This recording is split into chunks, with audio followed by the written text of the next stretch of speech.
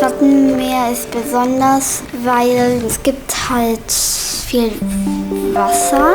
Das meiste, was wir haben, ist Sand. Der Wind. Der weht ja auch immer hin und her und dann kann der auf Dünen wehen, aber meist weht das auch wieder weg. Watt gibt es nicht überall, sondern auf Inseln nur. Nein, das ist ein Meer und da gibt es Ebbe und Flut.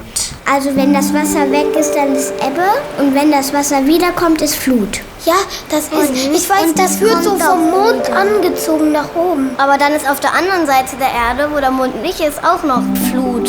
Alle 6 oder 12 Stunden. Dann ist da kein Wasser mehr, nur kleine Pfützen und da ist Schleim. Watt. Sand.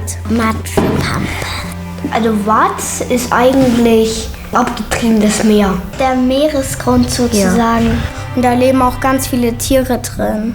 So ähnlich wie Fische und die haben so ein bisschen Beine und dann kitzeln die immer unter den Füßen. Ich weiß so, wie die Insel gemacht wurde. Ein Teil von Festland ist irgendwie abgebrochen und dann ist nach und nach das alles entstanden. Und daher kommen auch die Tiere und Pflanzen. Das Wattenmeer ist einzigartig. Das, was wir hier haben, ist das Größte.